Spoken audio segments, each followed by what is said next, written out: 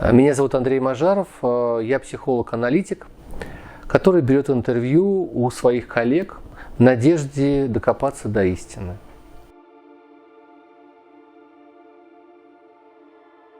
Что такое осознанное сновидение? Мы живем на автомате. Практика осознанных сновидений может стать интересной дверью. Обычно все начинается с осознанности. Маша, я предлагаю нашим зрителям немножко с тобой познакомиться. Но помимо того, что ты психолог, люди, которые занимаются глубинной психологией, они часто говорят и любят говорить о личностном мифе. Как можно кратко описать твой либо личностный миф, либо твой профессиональный миф? Это началось с того, что я родилась в семье, где были психологи. Бабушка и дедушка профессора психологии. Это только начало, потом я пошла все равно учиться на экономиста. Когда я получила диплом, буквально через месяц я ехала в машине. Это было как осознание, знаешь, осознание, что вот прямо сейчас я еду с дипломом, у меня есть работа, вроде бы вот жизнь начинается. Но я чувствую, что учеба, она не может быть сейчас закончена. И я останавливаюсь, покупаю справочник по вузам, просто вот так вот листаю его. С этого спонтанного захода началось мое осознание, что учиться может по-другому. В какой-то момент пришел юнгианская парадигма. То есть у тебя был выбор между телесно-ориентированной психотерапией, психологией и аналитической психологией? Да. Я стояла на распутье. Аналитическая психология – это такая обширная территория, да, и кто-то интересуется мифами, кто-то интересуется точностью анализа, фантазийной сферой. Ну и, разумеется, сновидение как такой метод основной, один из основных методов для всей глубинной психологии. Как давно у тебя сложились отношения со сновидениями? В 9 лет мне начали сниться кошмары. И они были повторяющиеся. Это про то, что у меня умирает отец, и все вокруг считают, что он не умер. Отец или дедушка, мужская фигура. Я прихожу домой, а все празднуют. И я ко всем подхожу, и все, мама, бабушка, родственники, делают вид, что ничего не произошло. Потом оказалось, что я не знала об этом. Оказалось, что у моей мамы в 9 лет умер отец. Ее увезли к родственникам. И долгое время, пока там шли похороны, все делали вид, что ничего не произошло. То есть это был ее такой отщепленный опыт. И я прям его очень долго сновидела. На это было трудно не обращать внимания. Ну и, собственно, вся история моя со снами – это история не про то, что я их сновижу, а они… в чем-то они сновидят меня. В моем сознании они всегда оставляли за собой последнее слово.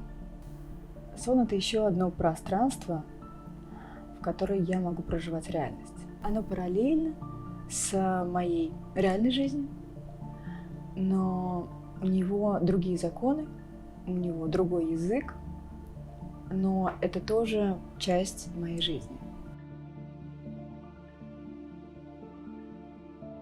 Маша, скажи, пожалуйста, что такое осознанное сновидение?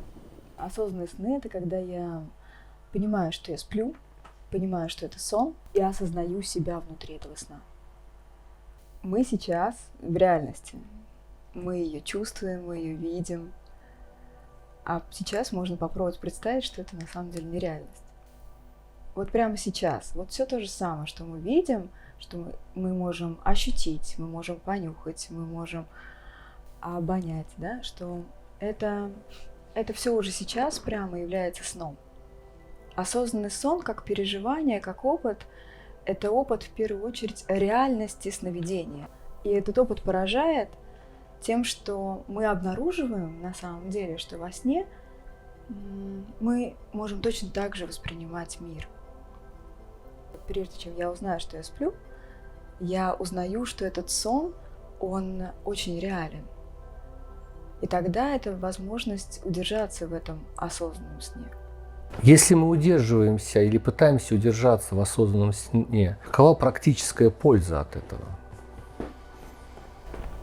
Довольно сложный вопрос, потому что для каждого это будет по-своему, ответ будет свой, и не для всех, я думаю, это будет польза. Некоторые люди действительно погружаются в практику осознанных сновидений и как будто бы уходят отчасти от реальности. Первое, чему учит осознанное сновидение, это тому, чтобы сохранять эту осознанность в жизни. Мы не можем развивать осознанность где-то в одном месте. Тогда получается некий перекос.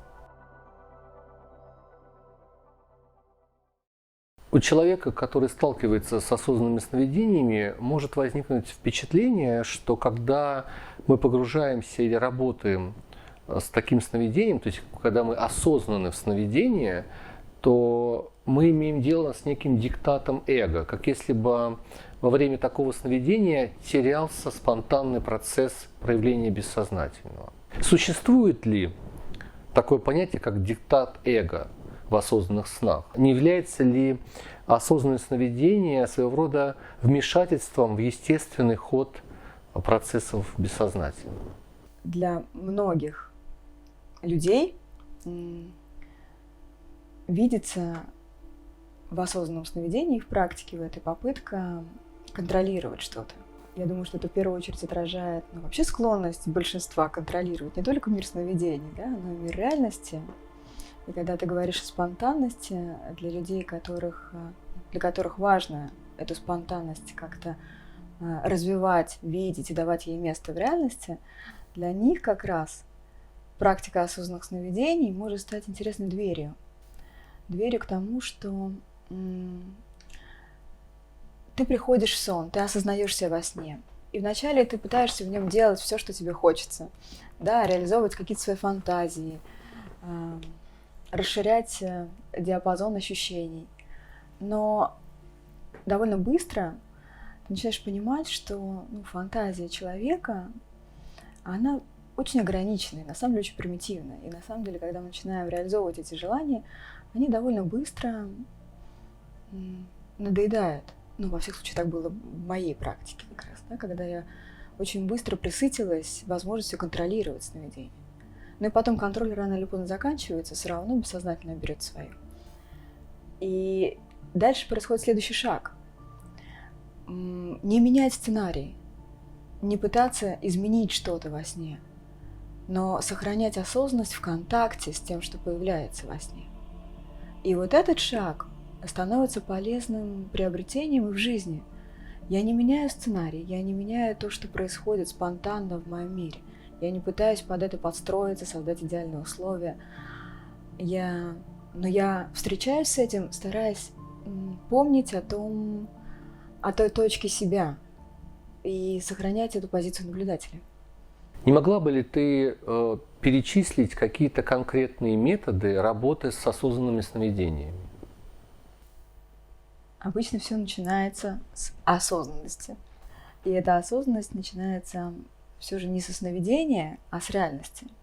И первое, что мы делаем, и что предлагают обычно делать разные техники, это спрашивать, а не сплю ли я сейчас? Как допускать, что и эта реальность – это тоже отчасти сон, в котором как меняется мое восприятие, если я задаю себе вопрос, а вдруг вот это вот все сейчас сон, и это все мне сейчас снится. И смотреть на ощущения, которые появляются. Обычно появляется удивление или какая-то другая точка взгляда на эту реальность. Появляется возможность немножечко отступить и посмотреть, может быть, интересно, если бы это был сон, как бы я, что бы я захотела сейчас сделать. Впускать фантазию. Потому что если в сон нам надо впустить осознанность, впустить некое наше реальное эго, то в реальность нам надо впустить сновидение. Для другого немного формат сознания. Для того, чтобы сознание начало исследовать. Исследовать себя, исследовать то, где оно сейчас находится, то, как течет время, то, как воспринимается пространство. Мы живем на автомате чаще всего. Мы живем на автомате и включаемся в некую игру, в некий сюжет. И мы все время находимся в этом сюжете. Вот для этих людей как раз как раз максимально прагматичных людей, осознанные сновидения могут показать, что есть нечто большее внутри. И дать возможность немножечко с этой проторенной тропинки, ну даже не шагнуть, просто оглянуться и посмотреть, что есть что-то по сторонам еще. Да, и вот эта точка небольшой остановки, точка паузы, когда я спрашиваю себя, а не сон ли это сейчас все? А вдруг это сейчас сон? Это такая игра. Да, я ее предлагаю как раз людям, которые максимально скептично к этому настроены. Если человек начинает присматриваться к своим сновидениям, то в первую очередь он получает еще одно место для узнавания себя и для узнавания своей жизни. И он получает помощника, который дает ему в какой-то момент поддержку, в какой-то момент ориентир, в какой-то момент, возможно, предостережение, что есть разные действительно уровни сновидений. И иногда сны словно помогают нам осмыслить и переработать какой-то материал. Иногда сны не нуждаются в трактовках, иногда они... Да? Иными словами, иногда сны – это про двухголовую кобру, а иногда сны просто про ракообразных, которых выбросило море. Иногда банан – это просто банан. Но действительно иногда сны приходят сами. Не думаю, что люди, которые не верят, да, или не чувствуют в сновидении какого-то потенциала, что их можно переубедить без участия их сновидений.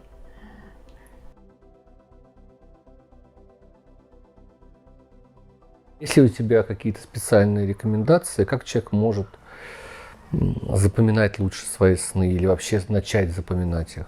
Ну, в первую очередь, мы как-то настраиваемся на то, что сейчас перед тем, как идем спать, настраиваемся на то, что сейчас я постараюсь увидеть сон и запомнить его. Да, такую установку даем себе, проговариваем. Когда просыпаемся, тоже здесь важный момент пытаться не скакивать сразу. И дать телу этот образ восстановить или поймать через вот это погружение где-то между сном и реальностью. Не выскакивать сразу в реальность, не вспоминать сразу, что там мне надо сделать, не проверять телефон, кто-то мне написал, да? А дать себе вот этот 3, 4, 5 минут оставаться в этом пространстве, чтобы сон немного оформился. Это очень важно. Даже если это будет какое-то очень мимолетное взаимодействие или какая-то картинка, какой-то пейзаж. Кажется, что это незначительно. Для людей часто кажется, что то, что им снится, это незначительно. И это тоже какая-то ловушка нашего реального ума, что все это незначительно, все это неинтересно.